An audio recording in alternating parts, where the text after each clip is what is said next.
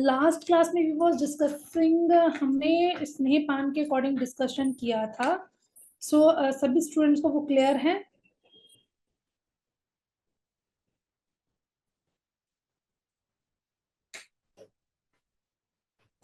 Is I'm audible to you? Yes ma'am. Okay. हाँ जी, तनुज राणा जी, अभी जो लास्ट क्लास में स्नेहपान के रिगार्डिंग जो डिस्कशन हुआ था वो आपका सारा क्लियर है? किस किस पेशेंट को स्नेहपान करवा सकते हैं और how to select the dosage?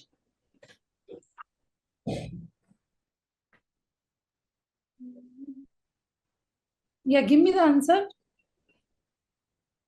कौन कौन सी कंडीशन में हम स्नेहपान करवा सकते हैं और उसकी डोज को जब भी हम सेलेक्ट करते हैं कितने दिन तक we can snehapan to the patient? Actually मेरी लास्ट क्लास मिस हो गई थी. लास्ट उससे क्लास लास्ट. में. हाँ जी. ओके. सो अगर वैसे आपको आइडिया है स्नेहपान का कि पेशेंट को स्नेहपान कैसे करवाते हैं, क्या क्या देना होता है उसमें? जी मैम, वो लास्ट लेक्चर में डिस्कस किया था मैम, घृतपान and all. जो आपको समझ आया यू कैन टेल मी, क्या क्या आपने समझा उस चीज से? स्नेहन के बारे में उस दिन ये करा था हमने. हाँ जी. स्नेहन से पश्चात जो है मैम, मतलब दीपन के बारे में बताया गया था. मतलब 7 days तक मैम दीपन जैसे करना होता है स्नेहन से पहले. ठीक है, फिर गुड. मोड एडमिनिस्ट्रेशन था. फिर मोड ऑफ एडमिनिस्ट्रेशन में मैम जैसे मैम जैसे स्नेह को लेना था. फिर उसके बाद वार्म वाटर के साथ मैम जैसे स्नेह देना था. ठीक है, वो गुड. आपको यू कैन गेट द क्योंकि मतलब आपको basic ideas you will gate. देखिए हाँ जी. स्नेहपान जब भी हम करवाते हैं तो आपने जैसे वीडियो देखी होगी, उसमें मैंने बताया था कि कैसे कैसे स्नेहपान करवाना है, पेशेंट को किस पोजीशन पे बिठा के कैसे उसको स्नेहपान इंड्यूस करना है. अभी उसमें मैंने आपको ये भी बताया था कि आपको पेशेंट को जो एडवाइस करना होता है उसकी अग्नि और पेशेंट की स्ट्रेंथ के अकॉर्डिंग ही स्नेहपान की डोसेज को हम फिक्स करते हैं. इसकी डोसेज जो है 330, 50, 100 ml तक, 120 ml, 240 ml तक भी ली जा सकती है. डिपेंड्स अपॉन द पेशेंट के बल के ऊपर और उसकी स्ट्रेंथनिंग के ऊपर, कितना अच्छे से वो डाइजेस्ट कर सकता है. इससे पहले कौन कौन सी इन्वेस्टिगेशंस की रिक्वायरमेंट रहती है स्नेहपान से पहले? एनीबॉडी?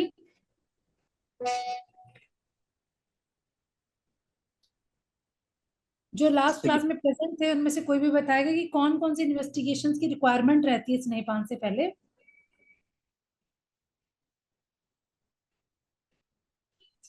यस पूजा. पूजा जी, आप बताएंगे कौन कौन सी इन्वेस्टिगेशन की रिक्वायरमेंट है स्नेहपान से पहले?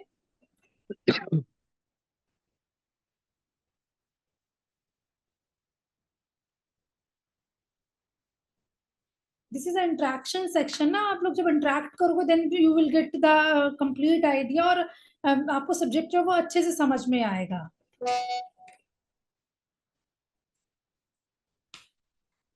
स्क्रीन पे भी शो हो रहा है कि इन्वेस्टिगेशन, कौन कौन सी इन्वेस्टिगेशन की रिक्वायरमेंट होती है.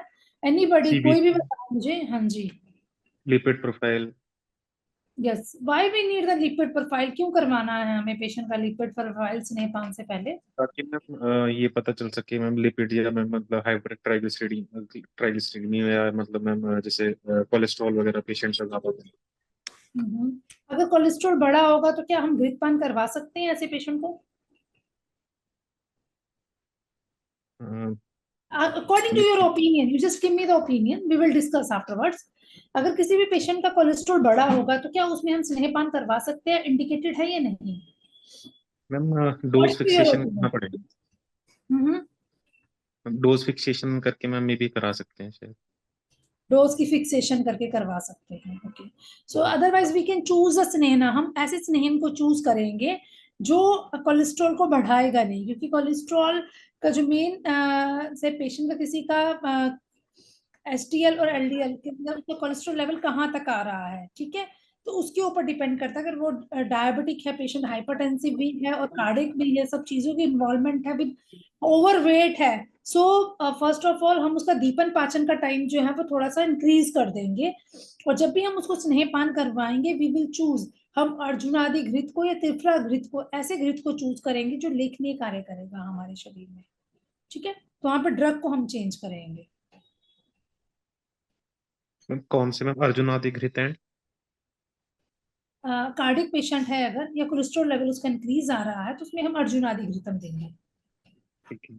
और अगर जैसे कोई लास्ट क्लास में मैंने आपको बताया था कौन कौन सी घृत इंडिकेटेड है कौन कौन सी डिजीजेज में। किसी पेशेंट को डाइजेस्टिव की प्रॉब्लम है तो दाड़ीमास्टिक घृत दिया जाएगा। जॉइंट्स पेन के लिए गुगलू तिक्त घृतम दिया जाएगा। स्किन की डिजीजेज के लिए तिक्त घृत दे सकते हैं। आईज की कोई डिजीजेज है उसमें जीवंती आदि घृतम का सेवन करवा सकते हैं आप पेशेंट को। और इनफर्टिलिटी की कंडीशन है तो उसमें फलक घृत को दिया जाता है। तो अकॉर्डिंग टू डिजीज आप स्नेहपान के ड्रग को चेंज करेंगे, उसके डोसेज को भी चेंज करेंगे अकॉर्डिंग टू द अग्नि बल of the patient. 30, 50, 90 ml 120 ml तक इसको हम इंक्रीज करके लेके जाएंगे। ठीक है, procedures you will get the idea कि कैसे प्रोसीजर करना है। बिफोर द सनसेट पेशेंट को टंग बाहर निकाल के डायरेक्ट स्नेहपान को लेना होता है। Now we can come on the post operative procedures. ठीक है, सो जो ड्यूरेशन क्या होती है, जैसे हमने किसी भी पेशेंट को स्नेहपान करवाया तो मैक्सिमम कितने दिन तक हम स्नेहपान करवा सकते हैं? क्योंकि जब भी हम स्टार्ट करते हैं मिनिमम 90 डेज तक स्नेहपान करवाना होता है। फर्स्ट डे हमने 30 ml लिया, सेकेंड डे 60 लिया, थर्ड डे हमने 90 ml लिया, तो मिनिमम ऑफ 3 डेज हम करवाएंगे। और वी कैन एक्सीड, इसको हम ज्यादा आगे तक लेके जा सकते हैं, 7 डेज तक, 7 दिन तक भी हम स्नेहपान पेशेंट को दे सकते हैं। क्योंकि 7 डेज तक जब स्नेहपान करवाया जाता है तब तक हमें देखना जब तक उसके स्निग्ध लक्षण हमें पेशेंट की बॉडी में अपीयर ना हो जाए। स्निग्ध लक्षण में क्या क्या देखेंगे? सबसे पहले तो आप पेशेंट को पूछोगे कि आपकी डाइट, आपकी जो मोशन है वो कैसा हो रहा है। अगर उसके मोशन में उसको घृत की तरह कुछ दिखता है, कि घी की तरह कुछ लग रहा है, तो इट मीन्स कि उसका मोशन क्लियर हो रहा है, उसमें घी की प्रेजेंस आ रही है, तो ये it will help to reduce the वो स्निग्ध लक्षणा की तरफ पेशेंट हमारा चला जाएगा। उसके बाद पोस्ट ऑपरेटिव प्रोसीजर्स में क्या देखना है?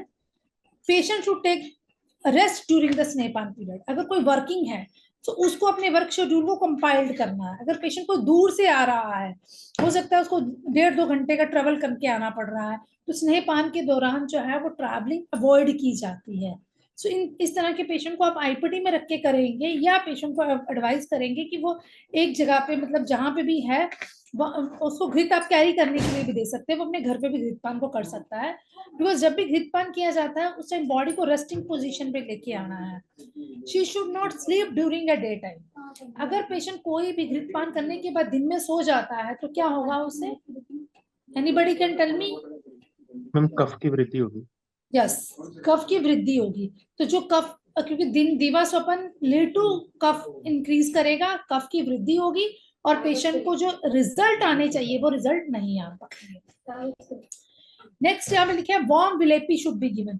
हमेशा घृतपान के बाद पेशेंट को कभी भी ठंडी चीज कोई नहीं लेनी है, स्ट्रिक्टली अवॉइड करना है अपने अपने पेशेंट्स को। They should not take the cold water, they should not take any juices, fruits भी नहीं लेने हैं। बिकॉज जब भी घृत अपनी पचमान्य अवस्था में होता है उस टाइम आप अगर लुब्रिकेटेड चीजें लेते हो और वार्म चीजें लेते हो तो इजी टू डाइजेस्ट हो जाता है। बट अगर आप इजी उसमें वार्म चीजें नहीं लेते हो तो इट क्या, ये क्या करेगा, हमारी बॉडी में प्रॉब्लम्स क्रिएट करना शुरू कर देगा, कफ का संचय हो जाएगा, और बाद में जो जाठराग्नि है वो डेमिनिश हो जाती है पेशेंट को, तो फिर पेशेंट का लीड टू कॉम्प्लिकेशंस की तरफ चला जाता है। अब प्रिकॉशंस क्या क्या करना है? प्रिकॉशंस में हमने देखना है before starting and during the procedure patient should be on stick regime. Patient को स्टिक रेजिम पे रखना है। Hot and liquid diets free of fat, जिसमें फैट्स नहीं है वो लिक्विड डाइट्स लेनी है। और consume a variety of recipes should be avoided. Time and the season of administration should neither to be hot and not to be cold. Sky, जैसे पंचकर्मा के जितने भी प्रोसीजर्स है वो बहुत ज्यादा गर्मी, जो जून का महीना होता है बहुत ज्यादा हाई टेम्परेचर होता है, उस टाइम पे थोड़ा अवॉइड किया जाता है। In the month of December जनवरी का जो मिड न्यू ईयर का टाइम होता है, एट दैट टाइम ऑल्सो बहुत अगर चिल्ड है, टेम्परेचर बहुत डाउन जा रहा है, तो उस कंडीशन में भी हमें थोड़े से पंचकर्मा के प्रोसीजर को अवॉइड करना चाहिए, स्थानिक ट्रीटमेंट्स देने चाहिए।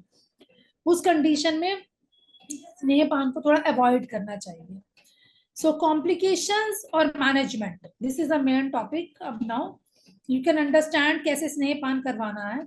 अब स्नेहपान के दौरान क्या क्या कॉम्प्लिकेशंस हो सकते हैं। First of all, indigestion. किसी भी पेशेंट को सम्यक स्निग्ध लक्षण नहीं आ रहे हैं तो पेशेंट कंप्लेंट करेगा उसको इनडाइजेशन की दिक्कत हो रही है।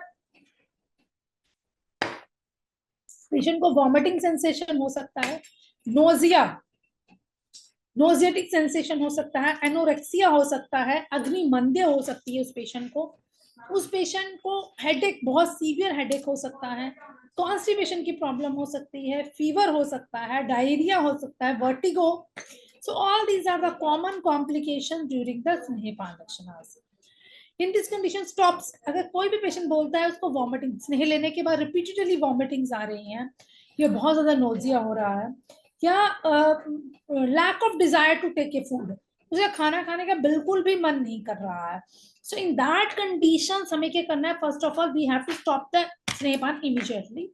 पेशेंट को उपवास चिकित्सा की तरफ लेके जाएंगे, डीपनियर ड्रग्स देंगे, उसकी जो अग्नि डाइजेस्टिव फायर डैमेज हो रही है उसको हमें इंक्रीज करना है। पेशेंट को पाचन ड्रग्स देने हैं, सो अकॉर्डिंग द कंडीशन उसको दीपन पाचन ड्रग्स देके इसको हमें इंक्रीज करना है। The procedure of the palatability and ऑयलेशन।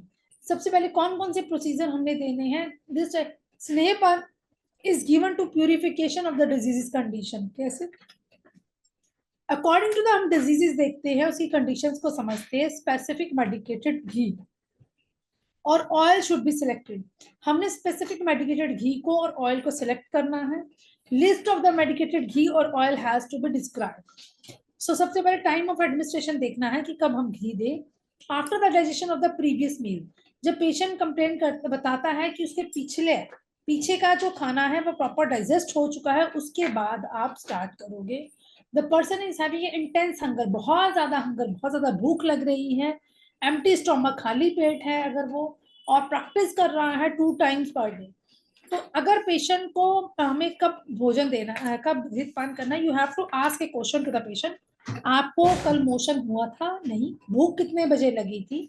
Patient बताता है कि उसको सुबह उठ के एक बार मोशन क्लियर हो गया है, तो इट मीन्स कि आपने घृतपान देना है। अदरवाइज पेशेंट बताता है कि सुबह उसको मोशन नहीं हो रहा है, तब आप पहले उसको मोशन करवाएंगे, उसके बाद घृत की डोज को इंड्यूस किया जाता है। किसी पेशेंट को बहुत ज्यादा भूख, मतलब 2 तरह की कंडीशंस आएंगी। या तो पेशेंट बोलेगा घृतपान के लेने के बाद मुझे बहुत ज्यादा हंगर मेरी बढ़ गई और मुझे बहुत ज्यादा डिजायर हो रहा है खाने का, और समटाइम पेशेंट की कंप्लेंट आती है कि I don't want to anything, मुझे किसी भी चीज खाने के लिए मन नहीं कर रहा है, मेरी लैक ऑफ डिजायर हो गया है। तो उस कंडीशन, बोथ कंडीशन में हमें पेशेंट को घृतपान को स्टॉप करके दीपन पाचन ड्रग्स को एडवाइस करना है। Snehana can be done in the low dose, 10 से 30 ml तक दे सकते हैं, मीडियम में 30 to 50 ml, and then 40 to 60 ml तक दिया जा सकता है। ड्यूरेशन क्या रहेगी? ड्यूरेशन जब तक सिम्टम स्पेसिफाई ना हो जाए। अगर किसी को स्नेहपान लेने के बाद इंडाइजेशन हो रहा है, हेडेक है, अगर किसी को माइग्रेन की प्रॉब्लम है, तो वो सारे ही कंडीशंस उसकी इंक्रीज होगी ड्यूरिंग द स्नेहपान, क्योंकि जब भी वो स्नेहपान लेता है तो उस टाइम पे दोषा जो है वो प्रकोपित अवस्था में आएंगे। जब दोषास प्रकोपित अवस्था में आते हैं तो patient will feel a pain symptoms to aggravate. Next, restriction क्या करना है, as at the purification oleation. तो सबसे पहले पेशेंट को ऑयलेशन नहीं करवानी। जिस दिन पेशेंट को स्निग्ध लक्षण कंप्लीट हो गए, उसको लगा है कि प्रॉपर डाइजेस्ट हो रहा है उसका घी, उसको मोशन क्लियर हो रहा है, उद्गार शुद्धि, जब तक वो घृतपान करेगा उसको उद्गार आएगी, बेल्चिंग में घी फील होगा, बट जैसे उसको घी डाइजेस्टिव फेज में कंप्लीट डाइजेस्ट हो जाएगा, उसको उद्गार शुद्धि हो जाएगी, ऐसे बेल्चिंग करेगा और प्रॉपर बेल्चिंग जो है उसको क्लीन बेल्चिंग आएगी, तब तक हमें स्नेहपान को देना है। स्निग्ध लक्षण में you can also touch to the skin. आप पेशेंट की स्किन को ऐसे करके टच करेंगे कि आप देखेंगे कि वहां पे रुक्षता दिख रही है या नहीं। जब स्निग्ध लक्षण आ जाते हैं तो रुक्षता हमेशा कम हो जाती है। नेक्स्ट इज द प्रकृति। ए पर्सन प्रकृति help with the selection of a suitable oil, specially in the healthy individual. प्रकृति में क्या देखेंगे, किसी भी पर्सन की प्रकृति जो है वो हम सेलेक्ट करते हैं सुटेबल ऑयल्स के लिए, specially in the healthy individual. The different disorders, the type of the massage depends upon the involvement of body part. क्या रहेगा, द ब्लड डिसऑर्डर, किसी को भी ब्लड डिसऑर्डर है तो उसमें जेंटल मसाज हमने करनी है। The massage is with the deep pressure, जब भी आप किसी भी पेशेंट को घृतपान 30, 60, 90 ml तक विद आपने उसको गर्म पानी दिया या उसको अदरक सोरस दिया, प्रॉपर डाइजेस्ट हो गया, डाइजेशन के बाद जो उसका ट्रीटमेंट चलेगा उसमें पेशेंट को मसाज दी जाती है। That is the 7th step of the massage दी जाती है। देखिए दोषास के अकॉर्डिंग, धातुस के according we have to see कि कौन से पेशेंट्स को किस तरह से ट्रीटमेंट्स को हमने प्लान करना है। अगर पेशेंट को मसाजेस देनी है तो उसमें नीडलिंग टाइप ऑफ मसाज जो है वो स्नेहपान के बाद की जाती है, ताकि सारे ही दोषा को हम शाखा से कैसे करना है, शाखा से कोष्ठा की तरफ लेके आना है। क्योंकि जब दोषा जो है सेपरेट कर रहे हैं, जब वो शाखा से कोष्ठा में आएंगे दे कैन इजिली मूव, वो अपानवाद की वजह से हमेशा बॉडी से बाहर निकल जाएगा। जब आप उसको लेक्सेटिव दोगे, जिस दिन आप उसका विरेचन कराओगे या उसका वमन के लिए प्लान करोगे, तो दोषास जो है वो शाखा से कोष्ठा में आएंगे, कोष्ठा से doshas can expel towards upward direction और डाउनवर्ड डायरेक्शन में एक्सपेल हो जाएगा। ठीक है, यहाँ पे दोषास को हम कैसे देखेंगे, इन एक्सेसिव एग्रीवेशन ऑफ द दोषास में लेपा इज कॉन्ट्रा इंडिकेटेड। जहां पे बहुत ज्यादा एग्रेसिव दोषास हो रहे हैं, पेशेंट को बहुत ज्यादा पेनफुल कंडीशन है, बट हम देख रहे हैं वायु बहुत ज्यादा एक्यूमुलेटेड है उस कंडीशन में, तो उसमें हमें लेपम जो है वो कॉन्ट्रा इंडिकेटेड रहता है। नेक्स्ट धातु के लेवल को देखेंगे, टाइम देखेंगे। जब भी आप स्नेहपान करवाएंगे उसमें आपने first of all drug of the choice, nature of the patient, प्रकृति ऑफ द पेशेंट और नेचर ऑफ द ड्रग, इन सब चीजों को हमें मेंशन करके ही पेशेंट को ट्रीटमेंट घृतपान के लिए प्लान करना है।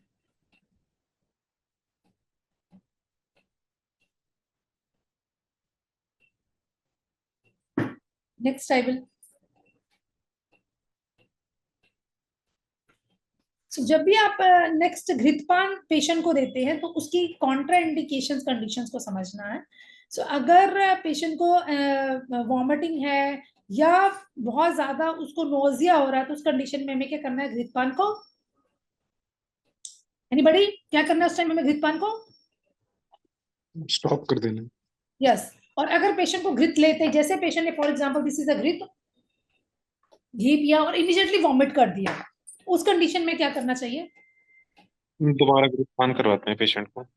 यस जब अगर पेशेंट को एकदम से वॉमिट हो गया तो हम दोबारा से उसको सेम उतनी ही क्वांटिटी का घृत जो है वो दे देंगे और गर्म पानी ही देंगे। और अगर किसी पेशेंट को घृतपान लेने के बाद हल्का सा नोजिया आ रहा है तो उसके लिए लाइन ऑफ ट्रीटमेंट क्या करना है, हमने न्यूर पिच भस्म दे सकते हैं, हनी के साथ चटा सकते हैं। उससे और पहले क्या करेंगे, दीपनीय जल, हम उसके चलो गर्म पानी में अदरक को डाल के अदरक वाला पानी उसको पिलाएंगे ताकि वो इजी टू डाइजेस्ट होना शुरू हो जाए। ठीक है, अब हम देखेंगे the pharmacological consideration, the nature of the drug. जब भी हमने किसी भी ड्रग को चूज किया है उस ड्रग के डिपेंड करता है वो लिपिड सॉल्युबल है या वाटर सॉल्युबल है, क्योंकि उसके अंदर जो इंग्रेडिएंट्स हैं दैट वो हमारी बॉडी में इजीली डिसॉल्व होंगे। इंपॉर्टेंट फैक्टर्स क्या हैं, हमें वाटर सॉल्युबल और लिपिड सॉल्युबल प्रोडक्ट्स को ड्रग को चूज करना है। अगर कोई एनिमल, जैसे किसी पेशेंट को आप मांस रस से युक्त घृतपान दे रहे हो तो घृत, तेल, वसा, मज्जा 4 तरह से स्नेहपान करवाया जाता है। मैक्सिमम प्रैक्टिस में जो है ना वो घृतपान को ही किया जाता है, तेल पान भी करवाया जाता है कुछ किसी कंडीशंस में, से पैरालिटिक पेशेंट्स है तो हाँ महामाश तेल को आप पिला सकते हो, महानारायण तेल को आप पिला सकते हो। तो समटाइम किसी कंडीशंस में वी कैन एनरोल, हमें तेल पान भी करवाना पड़ता है। ऐसे ही वसा पान और मज्जा पान भी होता है। वसा पान या मज्जा पान में हमने कुछ मेडिकेटेड वसाज को देना है। ठीक है, तो उसमें जब आप कोई भी एनिमल ऑयल्स जो रहते हैं वो उसकी पेनिट्रेटिंग कैपेसिटी जो होती है थ्रू स्किन और ऑब्जर्वेशन इन द बॉडी, वो बहुत जल्दी ऑब्जर्व हो जाते हैं और दे आर रिच सोर्स, उसमें हाई प्रोटीन्स की क्वांटिटी बहुत ज्यादा रहती है जितने भी एनिमल सोर्स के, मतलब उसको वसा पान या मज्जा पान करवा रहे हैं उस कंडीशंस में। जिन पेशेंट्स के बहुत वीक हैं, मसल्स बिल्ड नहीं है, क्योंकि सामान्य सामान्य भावास अकॉर्डिंग टू आयुर्वेद मेंशन किया गया है, विशेष सामान्य सेम चीज देने से आप सेम चीज की को इंक्रीज कर सकते हो। दिस इज अ सामान्य सामान्य भावास। किसी पेशेंट में बहुत ज्यादा वीकनेस है, लीन है, तो उसमें मांस रस देने से उसके मांस की वृद्धि हो सकती है। किसी पेशेंट का एचबी बहुत कम जा रहा है, रक्त क्षय के लक्षण आ रहे हैं, तो उस कंडीशंस में हम रक्त, जैसे डायरेक्ट आप आई प्लाज्मा प्रोटीन या डायरेक्ट देते हैं, सिमिलर लाइक उन कंडीशंस में हम रक्त की डोज को बस्ती के द्वारा या रक्तपान से भी इसको बढ़ाया जा सकता है। तो ये बहुत कम लोग प्रैक्टिस करते हैं। So if you want you can practice that, अगर पेशेंट एनीमिक है और उस कंडीशन में इसको यूज किया जा सकता है। सो डोसेज में हम देखेंगे द अमाउंट जो है हमने 30 ग्राम से स्टार्ट किया। आप you can easily mention, because last 15 to 20 years से जो हम प्रैक्टिस कर रहे हैं, सो आई कैन मेक ए, मैंने इसका प्रॉपर एक परफॉर्मा बनाया है जिसमें हम पेशेंट्स को 30, 60, 90 ml ऐसे टेपरिंग ऑर्डर में लेके जाते हैं, जिसमें कॉम्प्लिकेशन के चांसेस बहुत कम हो जाते हैं। नाउ यू हैव टू सी आप कौन से एरिया में प्रैक्टिस कर रहे हो और वहां की लोकेलिटी की बॉडी बिल्ड कैसा है, तो उसके according you can increase the dosage of the patient also.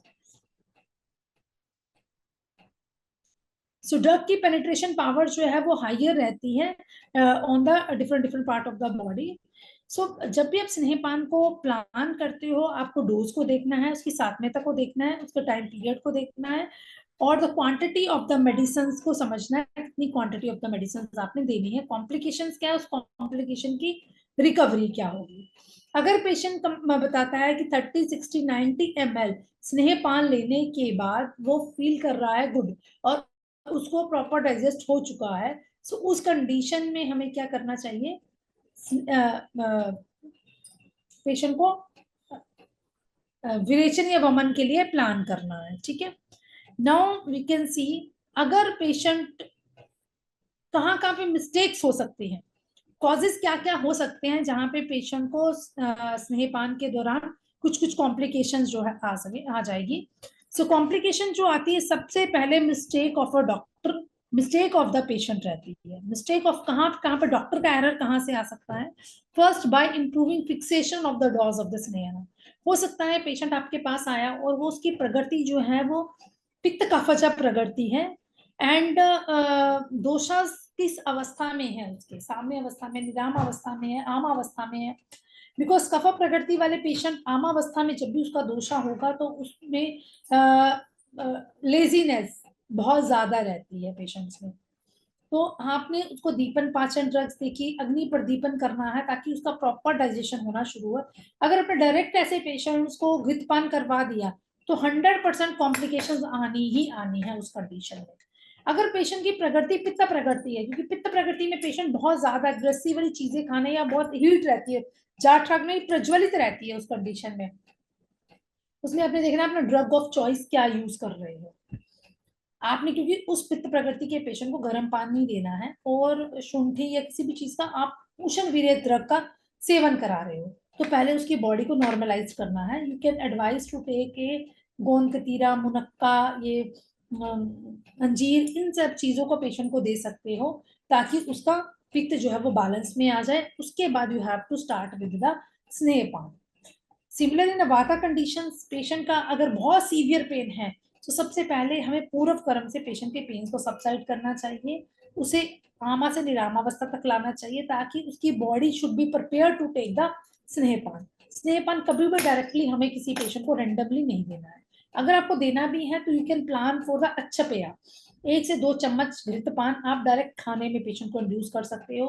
रात के भोजन में दाल के साथ घृत दिया जा सकता है, या उसको उसकी जो प्रिपरेशन करते हो उसमें घृत को इंड्यूस किया जाता है। सो कहाँ कहाँ पे मिस्टेक्स हो सकती है, first by improper fixation of the dose of the Sneha, in appropriate consideration of time factor, time का फैक्टर हो सकता है, wrong selection of subject and Sneha, कोई भी हमने रॉन्ग सिलेक्शन करी है किसी भी स्नेहा की, या हमने पेशेंट को ही क्लाइंट जो हमारा पेशेंट है उसका ही सिलेक्शन हमने गलत लिया है। सो यहाँ पे मिस्टेक्स ऑफ द पेशेंट कहाँ पे आएगी, अगर पेशेंट को अपने एडवाइस किया है हॉट वाटर, पेशेंट ने घर जाके ले लिया ठंडा पानी, सो इस कंडीशन में कॉम्प्लिकेशन क्या क्या हो सकती है, पेशेंट को इंडाइजेशन हो सकता है, कई बार पेशेंट करते भी हैं ऐसा। डॉक्टर एडवाइस करता है कि आपको दिन भर गर्म पानी लेना है, गर्मी का मौसम है तो nobody can take a hot water, बहुत डिफिकल्टी होती है, तो पेशेंट्स क्या करते हैं कि 1-2 बार गर्म पानी पी लिया, after that they can use कि ठंडा पानी पी लिया, इट्स ओके, कि हमें घी वो तो पीना है, बार बार प्यास लग रही है, सो दे कैन। अगर वो कोई भी पेशेंट अगर इस तरह से करता है, देखें जिसको हम चीटिंग बोलते हैं, तो पेशेंट ने अगर ठंडा पानी पी लिया तो क्या होगा, फिर वो डाइजेशन पावर जो है वो डिस्टर्ब हो जाएगी, they will having a symptom, thirstlessness हो जाएगा, लॉस ऑफ कॉन्शियसनेस, पेशेंट को भूख जो है वो बिल्कुल हंगरलेस हो जाती है, स्टिफनेस भी हो सकती है बॉडी में, जहां पे पेन है वहां स्टिफ भी पेन हो सकते हैं, एनोरेक्सिया हो सकता है, फीवर हो सकता है। सो अगर पेशेंट को किसी तरह की डिजीजेज हैं, वो डिजीजेज की एग्रीवेट हो सकती हैं, स्वेलिंग है, आईबीएस की प्रॉब्लम है, या फ्लैटुलेंस हो रहा है, तो वो सब चीजें इंक्रीज हो जाएंगी। सो इस तरह की कॉम्प्लिकेशंस को हम कैसे मैनेजमेंट करें?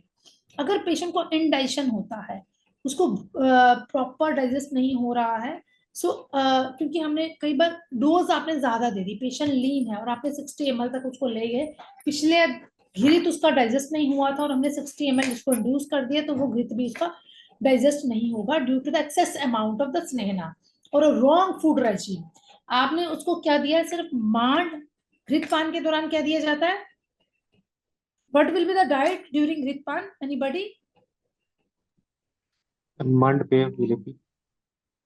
हाँ जी, तो मांड की प्रिपरेशन कैसे होती है? हाउ यू मैम कैन जो प्रिपेयर? चावल मैम जो उनको मैम बॉईल करके ये करते हैं। कितना वाटर, कितना चावल, कितना पानी डालना है उसमें और कितना चावल डालना है? एग्जैक्ट तो पता नहीं है। Minimum of 24 part. नॉर्मली चावल बनाने में आपको 4 गुना जल की आवश्यकता होती है। अगर आप एक बाउल चावल बना रहे हो तो 4 कटोरी आप पानी डालोगे तो आपका राइस जो है वो बॉइल्ड हो सकता है। बट अगर आप मंड पेया विलेपी बना रहे हो तो मिनिमम ऑफ 24 पार्ट, बिल्कुल वो पतला होना चाहिए, ठीक है? तो मिनिमम ऑफ 24 पार्ट आप वाटर जो है उसमें एड ऑन करना है। सो एक्सेसिव स्नेहा लेने से या रॉन्ग फूड रेजिम लेने से पेशेंट ने थिक ग्रूअल खा लिया, बहुत पतला नहीं बनाया उसे, चावल की तरह, ये थोड़ा सा चावल से पतला खिचड़ी की तरह उसने बना के ऐसे ग्रूअल को ले लिया, तो उससे क्या होगा, फिर वो प्रॉपर डाइजेस्ट नहीं होगा, बाद का एग्रीवेशन हो जाएगा और डाइजेशन है उसकी डिलेड हो जाएगी। इसलिए घृतपान के दौरान बिल्कुल सैमी सॉलिड भी नहीं देना है, हमने लिक्विड देना है, जिसको सूप फॉर्म बोल सकते हैं आप, उस तरह सूपी फॉर्म में हमें प्रिपरेशंस को बनाना है, ठीक है? अब इसमें क्या क्या स्पाइसेस ऐड की जा सकती हैं? इसमें सिर्फ सेंधा नमक, जीरे का छोंक लगा सकता है, हल्का सा देसी घी पेशेंट ऐड कर सकता है जीरे की छोंक लगाने के लिए, और काली मिर्ची, बस। No green chilli, no spices anything else. Black pepper, काली मिर्च, सेंधा नमक और हींग, जीरा, इन्हीं 4 चीजों को यूज करके वो इस प्रिपरेशन को प्रिपेयर करेगा। अगर किसी पेशेंट को वॉमिटिंग सेंसेशन या इंडाइजेशन होता है ड्यूरिंग दिस फर्स्ट फेज, तो हमें सबसे पहले एडमिनिस्ट्रेशन ऑफ वार्म वाटर करना है, उसके बाद जिंजर वाटर, फिर मयूर पिछवासन। किसी को थर्स्ट, पेशेंट कंप्लेन करता है घृतपान लेने के बाद मुझे बहुत ज्यादा प्यास लग रही है और समटाइम बिल्कुल प्यास खत्म ही हो जाती है, बिकॉज स्नेहना का एडमिनिस्ट्रेशन जब सही नहीं हो तो एग्रीवेशन ऑफ कौन सा दोषास हो जाएगा, यहाँ पित्त और वात दोनों ही दोषास की एग्रीवेशन हो रही है, क्योंकि सीजन के ऊपर डिपेंड कर रहा है। अगर आप किसी कोल्ड क्लाइमेट में प्रैक्टिस कर रहे हो जहां बहुत ही ज्यादा ठंड रहती है, सो वहां पे आपको हमेशा ही पेशेंट को एडवाइज ही करना है कि आपको हॉट वाटर ही लेना है, पूरी पंचकर्मा थेरेपीज के दौरान ही उसको हॉट वाटर एडवाइस करिए। और अगर आप जैसे दिल्ली, गुजरात, राजस्थान इस एरिया में प्रैक्टिस कर रहे हो जहां का क्लाइमेटिक कंडीशन, टेम्परेचर जो है वो ज्यादा हाई रहता है, तो उस कंडीशंस में हमें जो ड्रग ऑफ चॉइस है उसमें हम पेशेंट को ल्यूकवार्म, हल्का गर्म पानी एडवाइस करेंगे, बहुत ज्यादा गर्म पानी नहीं देंगे, क्योंकि जब दोषास का विशेषण होगा वात और पित्त ड्यूरिंग द हॉट सीजन, तो ये लीड करता है, पेशेंट को थर्स्ट होती है, तो उसके बाद फेंटिंग भी हो सकती है। अब ऐसी कंडीशन आती है तो जिंजर कोरिएंडर प्रोसेस्ड वाटर, यहाँ पे जिंजर कोरिएंडर लिखा है और we are practising ginger coriander, क्यों? बिकॉज जिंजर तो दीपनीय पाचनी है, पर कोरिएंडर की जो तसीर होती है that is virya, the virya of coriander is a sheet virya. सो यहाँ पे हमें धनिए का पानी जो है, इसकी ग्रीन लीव्स का पानी भी दे सकते हो, अदरवाइज सीड जो रहता है उसको हम भिगो के इसको क्रश करके उस सीड के पानी को भी वी कैन ऐड।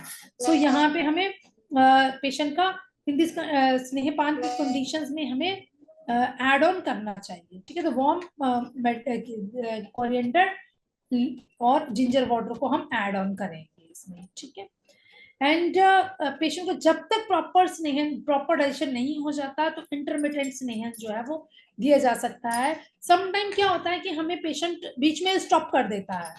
आपकी प्रैक्टिस में आएगा, आपने पेशेंट को 3 डेज के लिए एडवाइस किया स्नेहपान के लिए, पेशेंट ने सेकेंड 2 दिन ले लिया घृतपान, थर्ड डे पेशेंट आया ही नहीं एंड ही कंप्लेंट्स कि I don't want to take a ghritapan, मुझे ये मेडिसिन नहीं लेनी है, इससे मेरी कंप्लेंट्स बढ़ रही है, दर्द बढ़ रहा है, दिक्कत हो रही है, परेशानी हो रही है।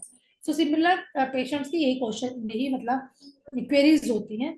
सो इन दैट कंडीशन अगर कोई पेशेंट ऐसा स्टक ऑफ ही हो जाता है कि आई डोंट वांट, मुझे लेना ही नहीं है, because without consent of the patient we can't do the treatment, doctor treatment नहीं कर सकता कंसेंट के बिना। उस कंडीशन में हम अच्छे पेया की तरफ जा सकते हैं। पेशेंट को सबसे पहले काउंसल करना है, मोटिवेट करना है to complete the treatment, because अगर उसने 60 ml तक घृत ले लिया है तो तोषा जो है वो प्रकोपावस्था में आ गए हैं, और उसके बाद वो अगर उसका विसर्जन नहीं करेगा, निहरण नहीं करेगा, बाहर नहीं निकालेगा वमन या विरेचन के द्वारा, तो वो दोषास जो है वो प्रकोपित अवस्था में उसकी बॉडी में रहेंगे, फिर it can lead to further complications to the patient. उसकी जो नेचुरल हेल्थ है वो धीरे धीरे डाउन आना शुरू हो जाएगी, बॉडी में कोई ना कोई प्रॉब्लम्स आना शुरू हो जाएगी, पेन्स बढ़ जाएंगे, लेजीनेस बढ़ जाएगा, थकावट लगेगी, काम करने को की जो पावर है वो कम हो जाएगी, हम ओज क्षय तक के लक्षण भी you can see in your patients. So यहाँ पे वाघभट जी ने बहुत अच्छे से रिकमेंडेशंस किया है। अगर पेशेंट को भूख नहीं लग रही, the absence of the hunger, the वमन थेरेपी एंड सुडेशन थेरेपी, इस कंडीशंस में हमें क्या क्या करना चाहिए अगर इस तरह के पेशेंट्स हैं? तो सबसे पहले हमें माइल्ड वमन,